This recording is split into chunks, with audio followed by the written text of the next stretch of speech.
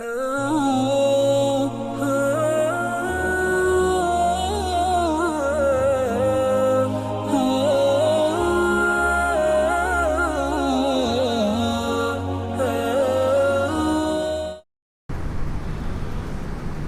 لله وكفى وسلام على عباده الذين اصطفى لا سيما على خاتم الرسل وخاتم الأنبياء وعلى آله وصحبه الأصفياء والأتقياء والأزكياء.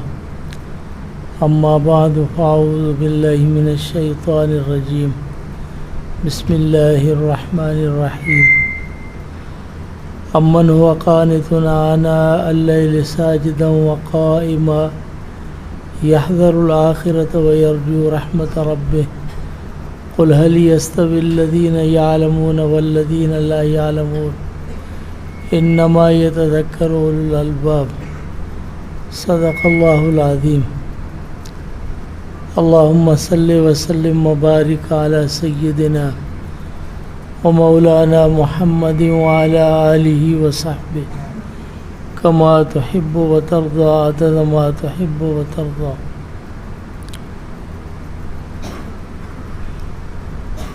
میرے محترم حضرات، علماء کرام اور عزیز طلبہ ساتھیوں،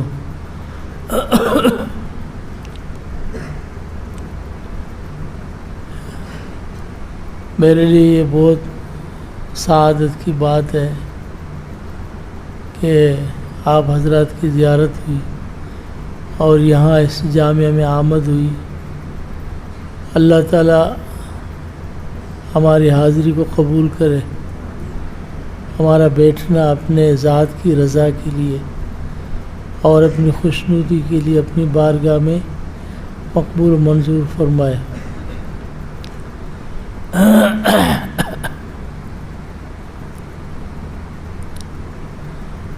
اللہ تعالیٰ نے ہم سب کو اپنے علم کے ساتھ وابستہ کیا ہے.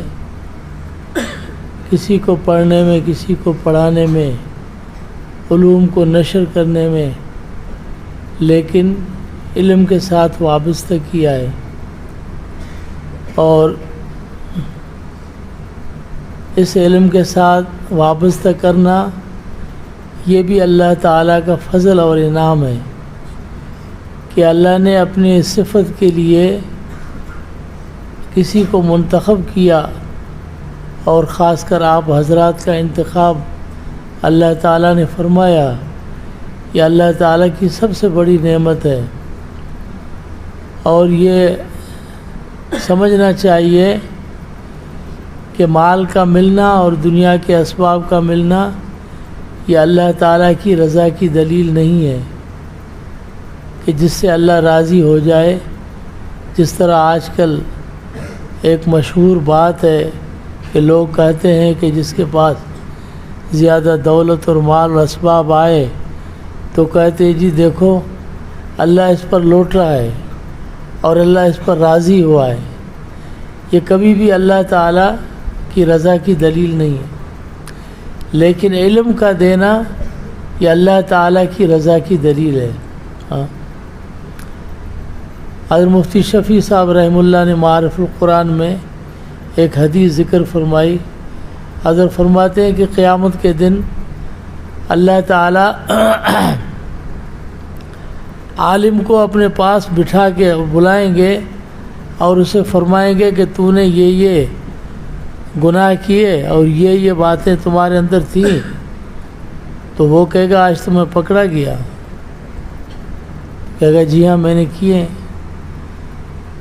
اللہ فرمائیں گے کہ میں نے تجھے علم کی صفت اور اپنی صفت اس لیے نہیں دی کہ اس دن میں تجھے رسوا کروں، اس لیے میں نے تجھے بخش دیا.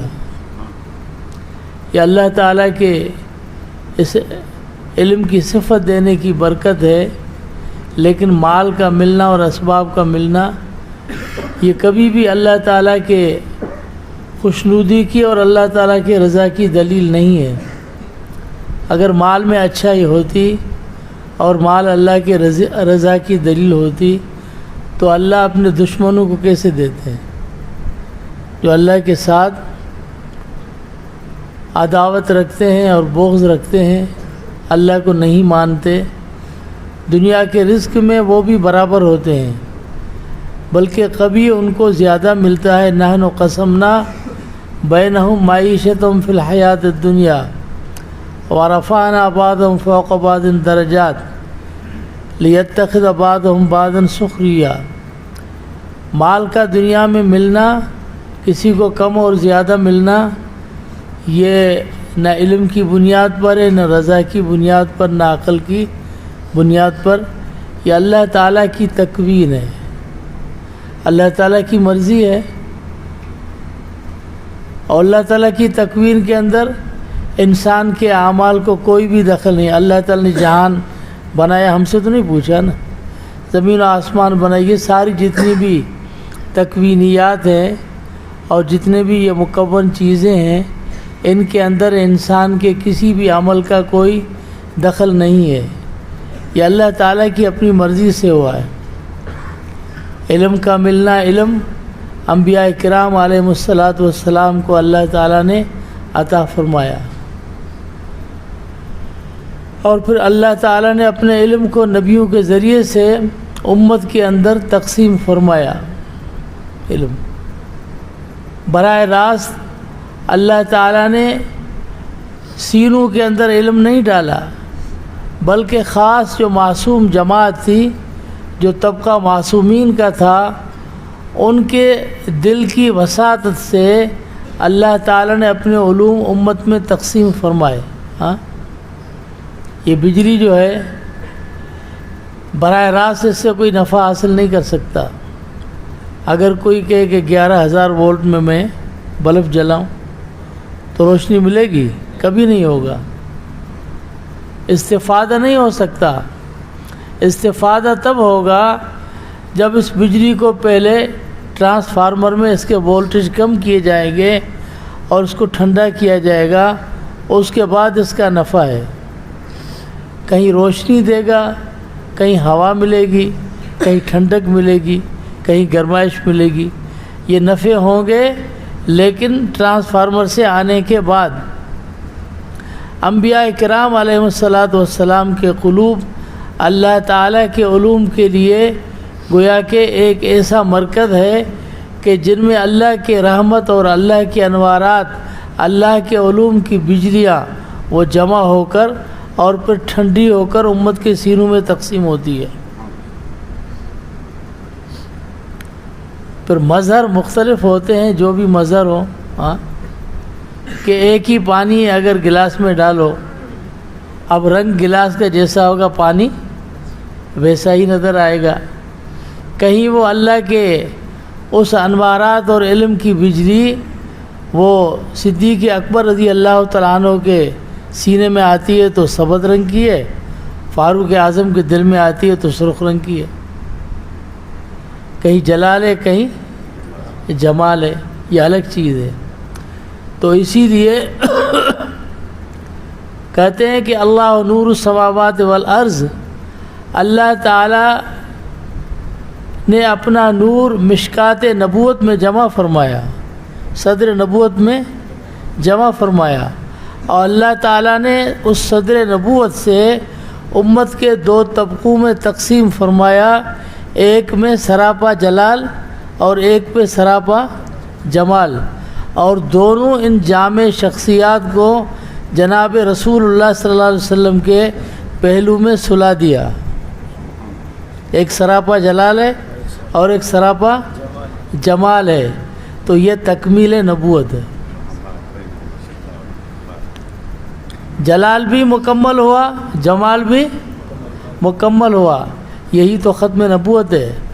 تو جناب رسول اللہ صلی اللہ علیہ وسلم کا روضہ مبارک اور روضہ مبارک کی جامعیت، یہ اللہ نور السماوات والارض اس کی عملی تفسیر ہے، اور یہی روضہ مبارک کی حیثیت، یہی خود ختم نبوت کی دلیل ہے۔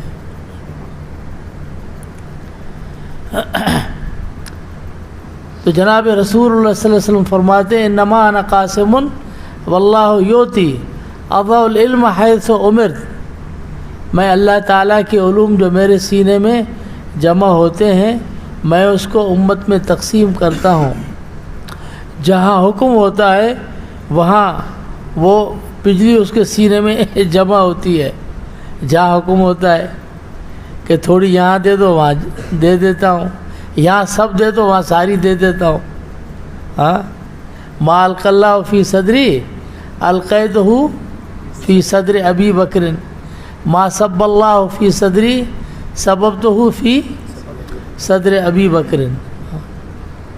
حصہ تو سب کو ملتا ہے, لیکن جس نے اپنے سینے کو خاموشی سے اتنا مانجھا کہ عکس نبوت سارے کے سارے وہاں منتقل ہو گئے.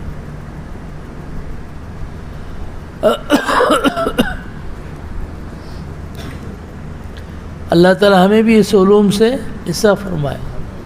اب اس سے ایک چیز ذہن نشین کرنا چاہیے کہ جو علم اللہ کے ہیں جس کو ہم پڑھ رہے ہیں, یہ علم دماغ کی صفت نہیں ہے, دل کی صفت ہے. اور انبیاء کرام علیہم الصلاۃ والسلام جتنے بھی آئے وہ اس باطن اور دل کی محنت کے لیے آئے, باطن کو بنانے کے لیے آئے اور باطن کی محنت کے لیے آئے. اور جو علم ہے وہ بھی وہ جو دل کے اندر ہوتا ہے.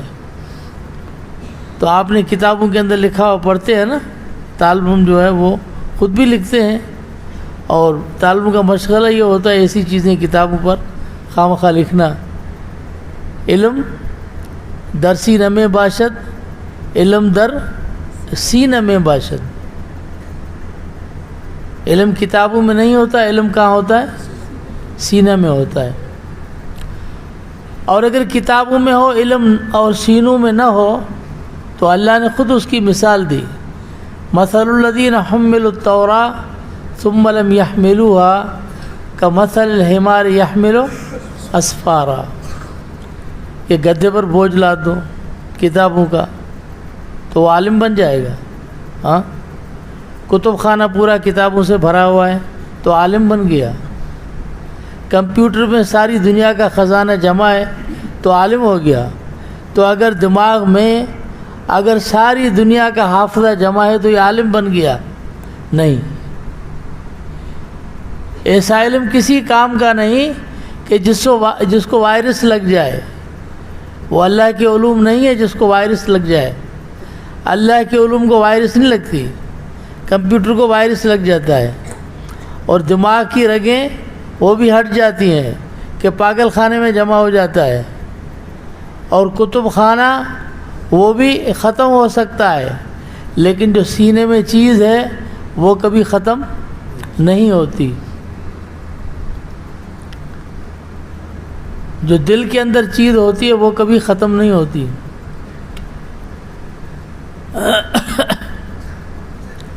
اگر کسی ٹینکر میں منو تیل بھرا ہوا ہو, لادا ہو, اور وہ اس کو لے کے جا رہا ہو, اگر اس کے اندر اپنا تیل نہ ہو تو وہ چلے گا؟ تو اس کے اوپر جتنا تیل ہے وہ تو اس کے کام کا نہیں ہے.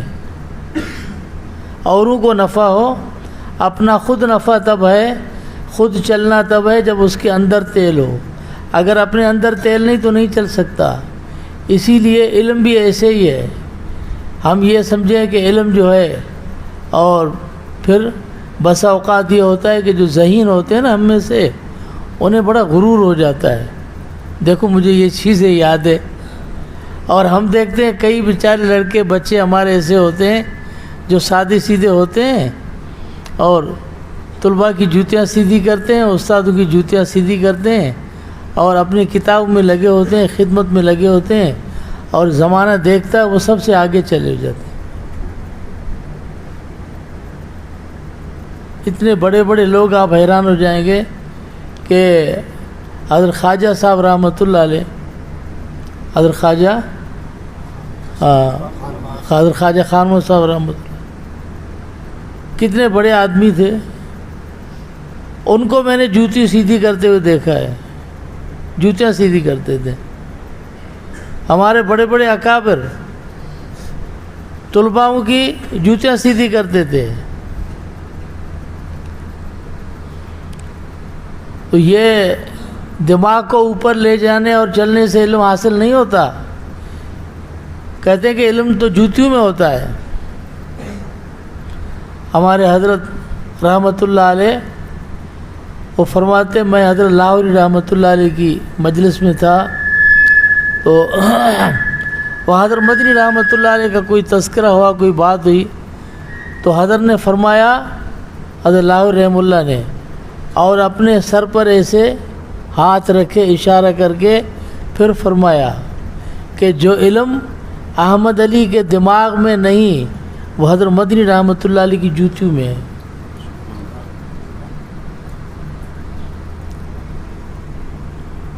بسم اللہ.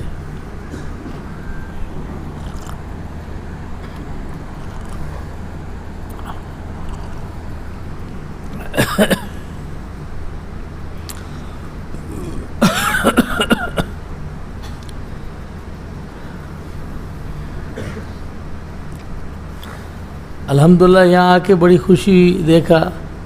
ہاں، طلباء کی، اساتذہ کی، سب کی جوتیاں جو ہے وہ سیدھی رکھی گئی ہیں.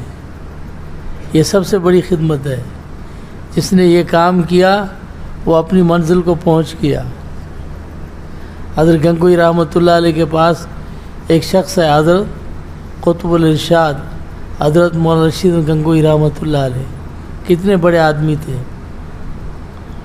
ہمارے حضرت اقدس رحمۃ اللہ علیہ، حضرت سے میں نے پوچھا، حضرت قطب الارشاد کیوں فرماتے ہیں، حضرت کو کیوں کہتے ہیں؟ حضرت نے فرمایا قطب الارشاد کا مطلب یہ ہے کہ اس زمانے میں کوئی بھی شخص کہاں بھی ہو، حضرت گنگوئی رحمہ اللہ کی دل میں محبت رکھے، اسے وہیں فیض مل جائے گا. اور جو حضرت سے بغض رکھے تو اسے کسی کا فیض نصیب نہیں ہوگا. یہ قطب الارشاد کا مطلب ہے. اتنے بڑے آدمی تھے.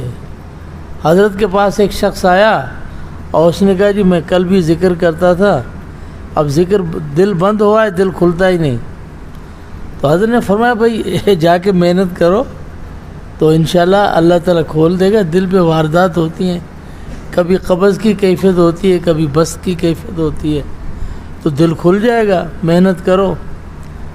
تو اس نے کہا جی نہیں آپ کچھ کریں. حضرت کو اس نے زیادہ اصرار کیا تو حضرت نے فرمایا جا کے مسجد میں ذکر شروع کرو. حضرت باہر کھڑے تھے مسجد کے اور فرمایا مسجد میں بیٹھو، جاؤ ذکر شروع کرو. وہ مسجد میں بیٹھا اور اس نے ذکر شروع کیا. حضرت نے اپنے جوتے کو زمین پر زور سے ایسے پاؤں کو مارا، دل کھل گیا. یہ ہوتی ہے برکت. اللہ والوں کے قدموں کی برکت سے دل کھل جاتے ہیں اور اللہ تعالیٰ کے نیک بندوں کی برکت سے سینے کھل جاتے ہیں اور اللہ تعالیٰ اپنے انوارات نصیب کرتا ہے. قرآن کریم میں اللہ نے کتنی بڑی بڑی نعمتیں اللہ نے حضور کو جو بیان فرمائی، ذکر فرمائی. ہاں، سورہ انشراح میں جو سب سے بڑی نعمت، پہلی نعمت کا علم نشرح لک صدرک. یہ تو نہیں ہے کہ ہم نے آپ کو روشن خیال نہیں بنایا، کہیں ہے کہ ہم نے آپ کے دماغ کو کھولا اور دماغ میں اتنے بڑے علم بھر دیے، یہ کہیں بھی نہیں ہے. یہی عالم نشرح لک صدرک کہ ہم نے آپ کا سینہ نہیں کھولا. یہ سینہ کھلنا جو ہے انشراح صدر کی کیفیت. سینہ کھلنا کیا ہے کہ اللہ تعالیٰ جب کسی انسان سے راضی ہوتا ہے اور اللہ تعالیٰ اس کے خیر و ہدایت کا فیصلہ فرماتا ہے تو اللہ تعالیٰ اس کے سینے کو کھولتے ہیں. اور سینے کھلنے کا مطلب یہ ہے کہ اللہ تعالیٰ سینے کو کھولتے ہیں اور اس سینے کے وسعتوں کے اندر اللہ تعالیٰ اپنی صفات کو سماتے ہیں. اپنی صفات کا پرتو اور عکس اسے نصیب کرتا ہے. اور پھر اگر اللہ تعالیٰ کی صفات کا پرتو اور عکس اسے نصیب ہو جائے، ویسے انسان کو اللہ کی ذات سے کوئی نسبت تو نہیں ہو سکتی. ہاں، یہ خاک ہے اور خاک کو اللہ کی ذات کے ساتھ کیا نسبت ہے؟ لیکن یہ نسبت ہے کہ اگر کوئی بچہ ضد کرتا ہے اپنے باپ کو، کہتا ہے جی مجھے تو چاند اتار کے دو، اب چاند کہاں سے اترے گا؟ اب باپ بچے کی ضد کو کیسے پوری کرے کہ چاند زمین پہ کیسے آئے گا، کیسے اترے گا؟ تو وہ کیا کرے گا؟ بہت بڑا شیشہ رکھے گا اور شیشہ اس کے سامنے رکھے گا اور چاند کا عکس اس میں نظر آئے گا، کہتے یہ لے لو۔ ہاں، تو بچے کو بہلانے کے لیے یہ عکس جو ہے یہ کافی ہوتا ہے، بہل جاتا ہے۔ اسی طرح سے اللہ تعالیٰ جب کسی کی ہدایت کا ارادہ فرماتے ہیں تو اللہ تعالیٰ اس کے سینے کو جب وہ مجاہدہ کرے اور مانجھے اور صاف کرے، کسی کی برکت سے وہ تزکیہ ہو جائے، تو اس مانجھے ہوئے دل میں اللہ اپنی ذات و صفات کا عکس عطا فرماتا ہے۔ یہ ہوتا ہے انشراح قلب۔ اور پھر جب اللہ کی عظمت آ جائے تو اللہ کی عظمت کا وجود میں آنا اس طرح ہے جس طرح سے آپ سمجھو کسی جنگل میں شیر آ گیا، تو جب شیر آئے گا تو باقی سارے جانور کہاں چلے جائیں گے؟ وہ تو جنگل چھوڑ کے چلے جائے گی، جی شیر کے سامنے تو کسی کی چلتی نہیں۔ اللہ کی عظمت کا شیر جب وجود میں آیا تو اس نفس کو رہنے کی کوئی جگہ نہیں رہتی، پھر نفس کی رضا نہیں رہتی، پھر اللہ تعالیٰ کی رضا مومن کے وجود اور دل میں ہوتی ہے۔ اور یہی چیز انبیاء کرام علیہم الصلاۃ والسلام لے کر آئے کہ اس وجود میں صرف اللہ کی رضا ہو اور نفس کی کوئی رضا نہ ہو۔ سارے انبیاء صرف اپنے زبان سے نہیں بلکہ اپنے عمل سے بت شکن ہیں، اور سب سے بڑا بت یہی ہے جو تیرے اندر ہے۔ یہ بت اگر گر گیا نا تو سارے دنیا کے بت گر جاتے ہیں، لیکن اگر یہ نہیں گرا تو پھر سمجھو کوئی بت نہیں گر سکتا تم سے۔ سب سے بڑا بت یہی ہے جس کو اس نے معبود بنایا۔ ان عادا عدو کلذی بین جنبیک افرائیت من اتخذ الہہ ہواہ، جس نے اپنی خواہش کو اپنا معبود بنایا۔ تو یہ خواہش سب سے بڑا بت ہے، نفس سب سے بڑا بت ہے جس کو انسان معبود بناتا ہے اور جس کی پوجا کرتا ہے۔ 24 گھنٹہ اس نفس کے پیچھے لگا ہوا ہے، اس کو کیا کھلانا ہے، کیا پلانا ہے اور کیسے اس کو چلانا ہے، اس کی مرغوبات کو کیسے پورا کرنا ہے، یہ سارا توجہ اس کے اوپر ہے۔ جب یہ چیز ختم ہو اور اللہ تعالیٰ کی رضا اس کے اندر آ جائے تو یہی چیز وہ حقیقت ہے جو انبیاء کرام علیہم الصلاۃ والسلام لے کر آئے۔ تو جتنے بھی پیغمبر آئے ان کی محنت کا مدار مومن کا سینہ ہوتا ہے، دماغ نہیں ہوتا۔ سب سے بڑی نعمت یہی ہے کہ سینے کا کھلنا، اور علم بھی وہی ہوتا ہے جو سینے کے اندر آئے۔ وہی علم اللہ تعالیٰ کا راستہ دکھاتا ہے۔ اسی لیے شیخ سعدی رحمۃ اللہ علیہ فرماتے ہیں، سعدی بشو لوح دل از غیر حق، علم کے راہ حق نہ نمائد بطالت است۔ علم وہ ہے جو انسان کو اللہ کا راستہ دکھائے۔ ہاں، اب جب ہم طالب علم ہوتے ہیں تو نفس اور شیطان ہمیں کیا کہتا ہے کہ جب تم فارغ ہو گئے نا، فارغ ہونے کے بعد جو ہے پھر تم اپنی اصلاح کرنا، ابھی تو پڑھ رہے ہو، طالب علم ہو، پھر بعد میں اپنی اصلاح کرنا۔ اور جب یہ فارغ ہو جاتا ہے اور اس کی دستار بندی ہوتی ہے تو پھر کیا کہتا ہے کہ اب تم تو بن گئے، بنے بنائے ہو گئے، اب تمہیں اصلاح کی کیا ضرورت ہے، اب تمہیں اصلاح کی کوئی ضرورت نہیں۔ اب ہم یہاں بیٹھے ہیں، مجھے علم ہے کہ لاہور کا یہ راستہ ہے، یہ علم ہے، تو علم سے میں پہنچ گیا،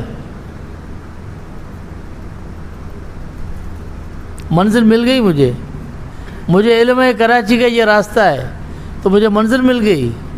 منزل تو مجھے چلنے سے ملے گی، علم سے منزل کیسے ملے گی؟ علم نے ہمیں راستہ دکھلا دیا کہ اب چلو گے تو منزل ملے گی، لیکن علم کے بعد چلے نہیں تو منزل پہ کیسے پہنچیں گے؟ تو یہ سارا علم ایسے ہی ہے، یہ اللہ تعالیٰ کی دین ہے، اللہ تعالیٰ کی صفت ہے، اللہ نے بندے کو دی ہے کہ اب اس علم کے مطابق چلے۔ اور شیطان کیا کہتا ہے کہ اب تمہیں علم مل گیا، اب چلنے کی کیا ضرورت ہے؟ بھائی علم کے بعد تو منزل نہیں ملتی، علم کے بعد تو چلنا شرط ہے، جب چلے ہی نہیں تو منزل کو کیسے پائے گا؟ اللہ تعالیٰ نے کی بہت بڑی اللہ تعالیٰ کی طرف سے یہ اعزاز اور سعادت ہے کہ اللہ تعالیٰ نے ہمیں یہ چیز نصیب فرمائی اور ہمیں علم کے ساتھ لگایا۔ رضینا قسمت الجبار فینا لنا علم وللجہال مال فإن المال یفنا عن قریب وإن العلم یبقى لا یزال۔ علم ہمیشہ اور باقی رہنے والا ہے، اور اللہ تعالیٰ کی سب سے بڑی رضا ہے کہ اللہ نے ہماری قسمت میں اور ان بچوں کی قسمت میں اللہ تعالیٰ نے علم کا فیصلہ فرمایا۔ لیکن علم کے بعد جو ہے سب سے بڑی چیز جو آپ دیکھیں گے کہ انبیاء کرام علیہم الصلاۃ والسلام میں تھی، اور پھر انبیاء کے بعد ان کے متمین جس طرح صحابہ کرام رضی اللہ تعالیٰ اجمعین ہے، ان کے اندر کیا چیز تھی؟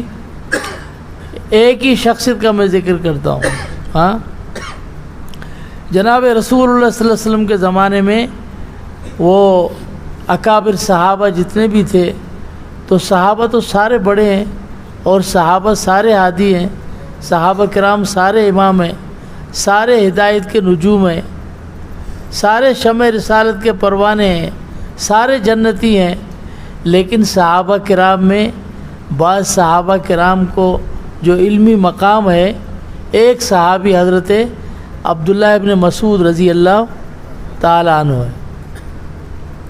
امام بخاری رحمہ اللہ بھی اکثر روایات جو ہے تو عبداللہ ابن عمر یا حضرت عبداللہ ابن عباس رضی اللہ تعالیٰ عنہما، ان کی روایات کے پیش نظر امام بخاری رحمہ اللہ چلتے ہیں۔ ہاں، لیکن بخاری جب روایات کو ذکر کرتے ہیں تو امام بخاری خود اپنے اصول کو ہی مد نظر نہیں رکھتے ہیں۔ امام بخاری نے خود اپنے اوپر لازم کیا ہے کہ میں ان کی روایت لوں گا جو کثیر الملازمہ اور کثیر الاتقان ہوں گے۔ تو کثیر الملازمہ کثیر الاتقان اور اس کو بیان کرتے ہیں کہ خود کون ہے؟ حضرت عبداللہ ابن مسعود ہیں، بخاری میں خود ذکر کرتے ہیں۔ حضرت ابو درداء رضی اللہ تعالیٰ عنہ نے فرمایا، الیس فیکم صاحب السواک والمطہرہ والوسادہ والنالین، یعنی عبداللہ ابن مسعود۔ فرمایا کہ تمہارے میں وہ شخصیت نہیں جو جناب رسول اللہ صلی اللہ علیہ وسلم کا سرانہ، لوٹا، مسواک اٹھانے والی، ہاں، حضور کی جوتیاں مبارک اٹھانے والی شخصیت وہ موجود نہیں ہے، یعنی حضرت عبداللہ ابن مسعود رضی اللہ تعالیٰ عنہ۔ علم میں اللہ نے ان کو اتنا بڑا مقام عطا فرمایا کہ روایات میں ہے کہ قد کے چھوٹے صحابی تھے، صرف 2.5 فٹ ان کا قد تھا۔ تو کسی نے اس کو کہہ دیا کہ یہ جس طرح لوگ مذاق کرتے ہیں چھوٹے قد والے کے ساتھ، تو کسی نے کچھ کہا تو حضور نے فرمایا، تقولون فی ھذا، عبداللہ ابن مسعود کے بارے میں تم یہ کہتے ہو، لرجل عبداللہ ابن مسعود اثقل فی المیزان عند اللہ من جبل احد، رواہ علی۔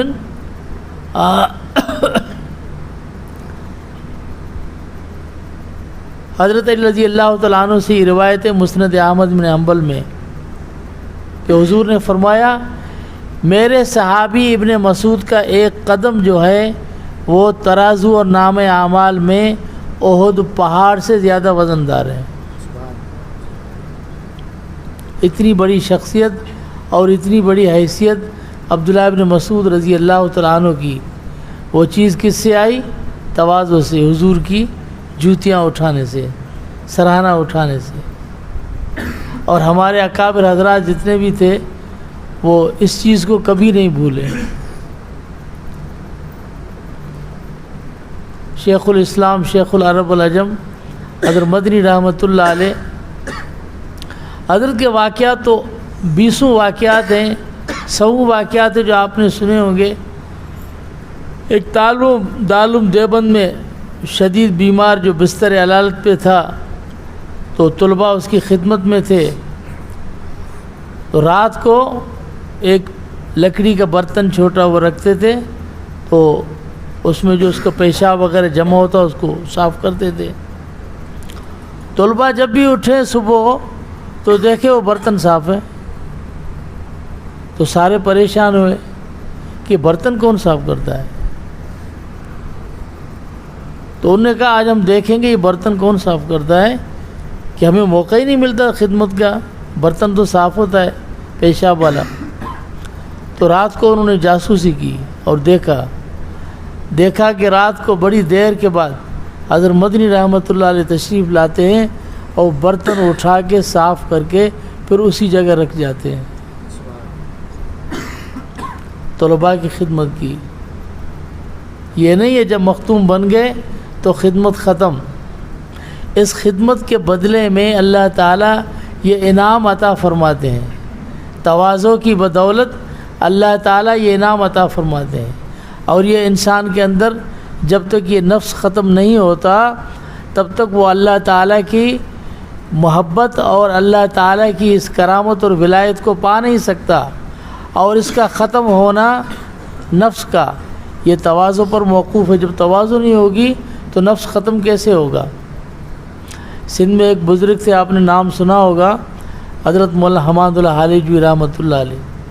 یہ حالیجوی شریف کے جو بڑے بزرگ تھے، تو وہاں مجھے ایک ڈاکٹر صاحب ملے کراچی میں، وہ حافظ صاحب بیٹھے ہوئے، حافظ محمود حسن صاحب، ان کو گاڑی میں ملے تھے ڈاکٹر صاحب، سروس اسپتال کراچی میں تھے۔ اس نے اپنے نانا جی کی بات بتائی کہ میرے نانا جی تھے وہ بہت بڑے رئیس تھے اور سردار تھے، وہ حالیجوی سے پنو آکل میں تھے۔ انہوں نے بتایا کہ پنو آکل میں تھے، حضرت کے پاس حالیجوی شریف آتے جاتے تھے، وہاں سے تقریباً 3 کلومیٹر وہ سفر ہے۔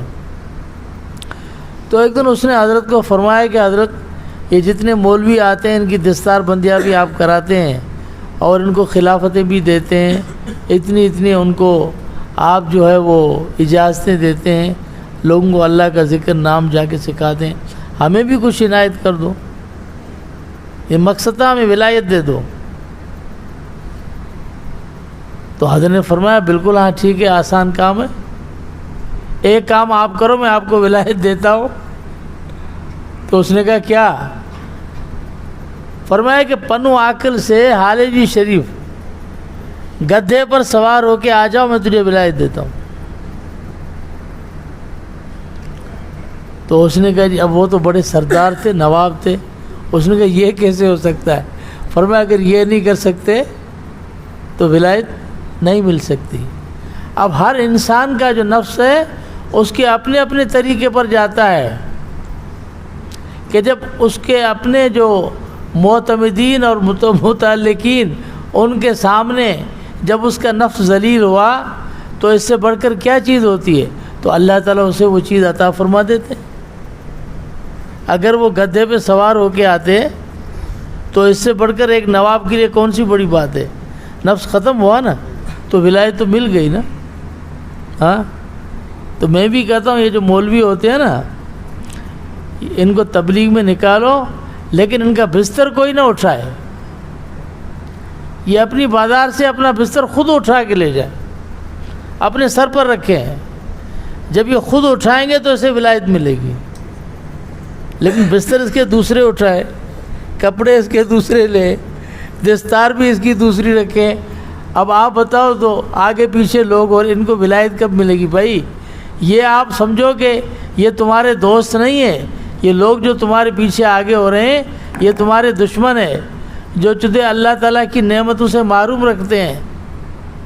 ان کی خدمت تم کرو تاکہ تمہیں اللہ کی دوستی نصیب ہو، اللہ کی محبت نصیب ہو۔ لیکن اگر یہ تمہاری خدمت کریں گے اور تم خادم بننے سے پہلے مختوم بن جاؤ گے تو تم اللہ کی نہیں ہو سکتے۔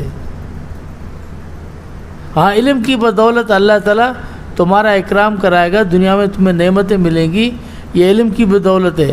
لیکن اللہ تعالیٰ کے ہاں جو چیز مطلوب ہے کہ بندہ میرا محبوب ہو اور وہ میرا محبوب ہو، میں اس کا محبوب ہوں۔ یحبہم ویحبونہ، جو اللہ سے محبت کرتا ہو اور اللہ اس سے محبت کرتا ہو، یہ چیز نہیں ہوگی۔ اس لیے میں کہتا ہوں ایک چیز ہوتا ہے ایمان اور ایک ہوتی ہے ولایت۔ ایمان کس کو کہتے ہیں؟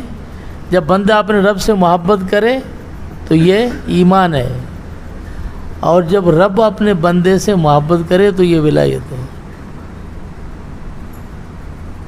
ہم تو اللہ سے محبت کرتے ہیں، لیکن جب ہمارے دل میں یہ چیز آئے کہ اللہ ہم سے محبت کرتا ہے، یہ ہمیں ذوقی سمجھ میں آ جائے اور ہمیں یقین ہو جائے دل میں کہ اللہ مجھ سے محبت کرتا ہے، تو یہ ولایت ہے، ورنہ ایمان ہے۔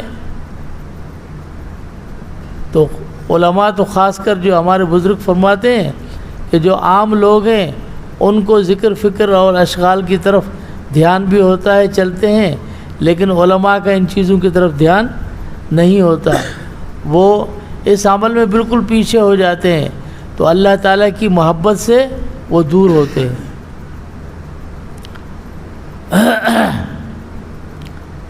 حضرت مولانا سید سلیمان ندوی رحمۃ اللہ علیہ فرماتے ہیں میں نے حضرت حکیم الامت حضرت تھانوی رحمۃ اللہ علیہ سے پوچھا کہ حضرت علماء تو اتنے ہیں، مدارس بھی ہیں، مکاتب بھی ہیں، لیکن جو چیز سنتے تھے، تاریخوں میں پڑھتے ہیں، اس زمانے میں جو قرون اولیٰ کے زمانے میں جو چیز سمجھ میں آتی تھی وہ نظر کیوں نہیں آتی؟ تو حضرت نے فرمایا کہ اصل میں بات یہ ہے کہ دو چیزیں ہیں، ایک ہے علم نبوت اور ایک ہے نور نبوت۔ تو فرمائے علم نبوت تو ہے لیکن نور نبوت نہیں ہے، اس لیے کہ علم نبوت تو کتابوں سے آتا ہے، لیکن نور نبوت کسی کے سینے سے آتا ہے۔ یہ نور جو ہے یہ خاص ایک ایسی چیز ہے جو اللہ نے حضور اپنے محبوب جناب رسول اللہ صلی اللہ علیہ وسلم کو سراج منیرہ فرمایا۔ اب اس سراج منیرہ کی بدولت حضور جو چراغ محمدی سے سارے صحابہ کے سینے روشن ہوئے، اب اس نور سے قیامت تک مومنین کے سینے منور اور روشن ہوں گے۔ ہاں، تو علم نبوت تو ہے لیکن نور نبوت کا کمال نہیں ہوتا۔ علم نبوت یہ کتابوں سے آئے گا اور نور نبوت جو ہے یہ سینوں سے آئے گا۔ جب اپنا سینہ کسی کے سینے سے ملائیں گے اور محبت کے ساتھ، تو محبت ایسی چیز ہے کہ محبت کے بعد پھر فیض میں رکاوٹ ہی نہیں ہوتی۔ محبت ایسی چیز ہے۔ فرماتے ہیں کہ حضرت مثالیں تو بہت ہیں، حضرت مجد الفسانی رحمۃ اللہ علیہ جہانگیر کے زمانے میں جب حضرت جیل میں گئے تو وہاں ایک قیدی تھا جیل میں، وہ بڑا خوش ہوا، اس نے حضرت کو دیکھا اور فرمایا حضرت مجھے اتنی خوشی ہوئی ہے اور میں زندگی میں تمنا کرتا تھا کہ میری کب جو ہے میں قید سے رہا ہوں گا اور حضرت کی زیارت ہوگی، میں اس سے ملاقات کروں گا۔ آج میری خوش نصیبی اس سے کیا ہے کہ آپ خود جیل پہ آ گئے اور آپ کی ملاقات ہوئی۔ تو حضرت نے اس کے سینے کو دیکھا اور فرمایا آپ کو محبت ہے؟ تو اس نے کہا جی مجھے بہت بڑی محبت ہے۔ حضرت نے سینے کو دیکھا تو حضرت نے فرمایا گلے ملو۔ حضرت مجد الفسانی رحمۃ اللہ علیہ نے اس کو اپنے سینے سے لگایا اور سینے سے لگانے سے ہی وہ تمام مقامات طے کر کے واصل باللہ بن گیا۔ وصل کا مقام اسے نصیب ہوگی، محبت سے ہوتا ہے۔ اللہ کے ساتھ محبت کامل ہو، اللہ اپنی کامل محبت نصیب کرے، اللہ تعالی ہمارے سینوں کو کھول دے، اللہ اپنی ذات کے علوم سے ہمیں پورا حصہ نصیب فرمائے اور نبوت کے علوم سے اللہ تعالی ہمارے سینوں کو بھر دے۔ اللہ ہمارے اس ادارے کو قیامت تک ابد الآباد تک کامیاب اور شاداب و سیراب کرتا رہے۔ تشنگان علوم کے لیے اللہ تعالیٰ اس کو مرکز اور مرجع بنائے۔ آخر دعوان الحمدللہ رب العالمین۔